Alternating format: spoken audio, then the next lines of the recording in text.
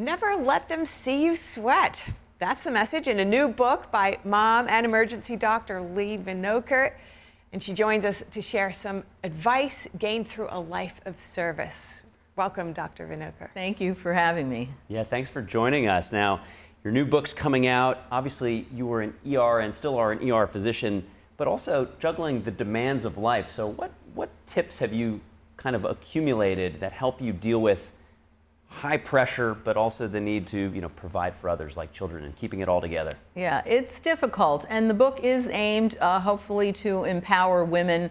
Sometimes I would give talks and people would come up to me and say, how do you have it all together? And I want women to know, I don't have it all together. I'm a perfectionist, I am neurotic sometimes, and it is hard to juggle. So it's a little bit about my experiences doing that, but I want to give people a little grace, especially women, to take a break and not be afraid to try new challenges. And it's really a resource to take stress and then use it as a tool to improve, your personal and professional life. It sounds like a really refreshing read and also very encouraging, which everybody could use. But especially in today's world, women are under a lot of different types of pressure at the same time. What have you learned through your own personal experience, but also through the science, which you've examined, in terms of strategies to manage this stress? Right, and I have a ton of them backed in the book with references, hundreds and thousands of references. I didn't want people to think that this was, just my opinion. This is what science says. And I think the first thing is as an ER doctor, I talk about triaging your stress. In emergency medicine, we triage. Unfortunately, mass casualties, it's the most important. So in a mass casualty, there are some people you go to that have such minor injuries, they'll be fine no matter what. Other people, so severe, no matter what you do, they're gonna pass away. It's the ones in the middle where you provide intervention and you can do something. So you need to do that with your stress. Is this gonna make a difference in my life? Is it an annoyance? Is it gonna help you to run up against someone that cut you off on the highway, especially now with road rage? No, there are certain things you need to let go and certain things that you need to figure out how it's going to impact your life and then how you can move on from that.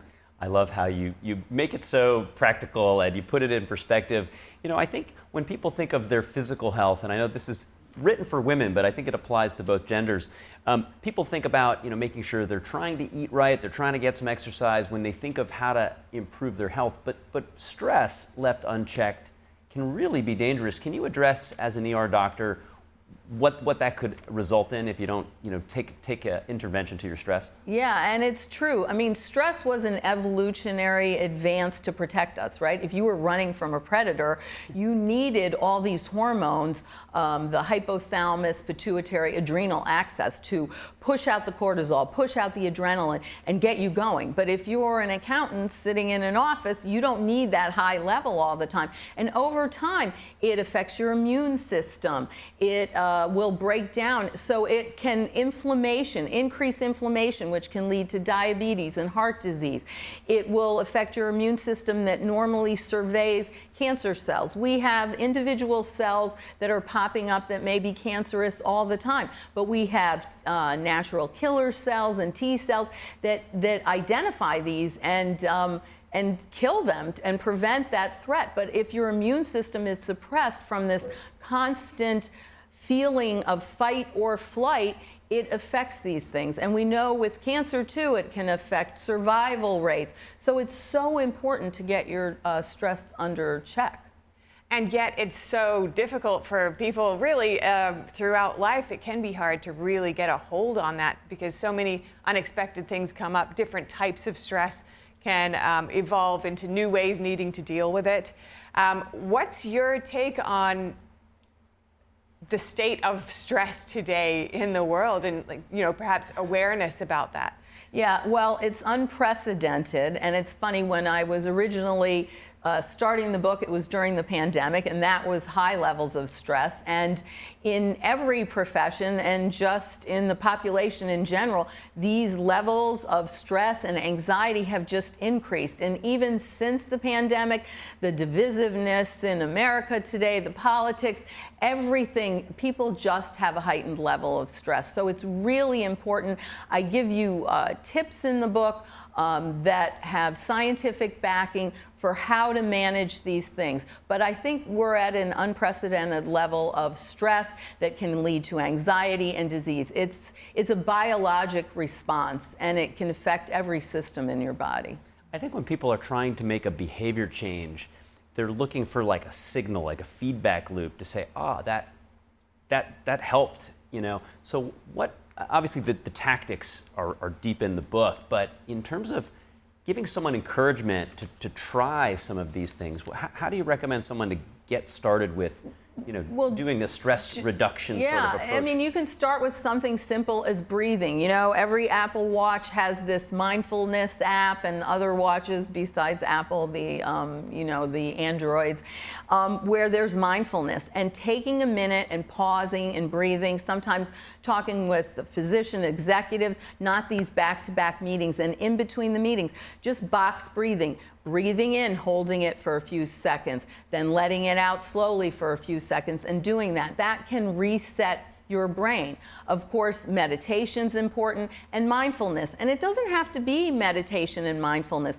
Getting involved in an activity, I talk about in the book, you know, art. We know art therapy can help with people, but they're like, I'm not artistic. Well, guess what? They now make coloring books for adults. Just sitting there and concentrating on something. There's studies that show baking, cooking, focusing on what you're doing and creating something can help. And then, of course, getting out in nature. The Japanese talk about forest bathing. You don't have to exercise, although that's a great way to reduce stress, but just being out in green spaces and nature, and the sights and the sounds and the smells. There was a Scandinavian study that was looking at how much green space in urban areas should they be, and then they did a virtual study and found that smell might even be more important than actually sights and sounds. That the smell, even though we've lost our sense compared to animals, it's a very primal thing, smell. And so is this fear and stress that starts in the brain, in the amygdala. It's very primal. So managing those things. So many wonderful strategies. It's not an indulgence, it's actually good for your health. Take a hobby, get some exercise. The book is called Never Let Them See You Sweat, How Science Can Help Us Harness Stress for Success. Dr. Leigh Vinocur, thank you so much for joining us today. Thank you for having me.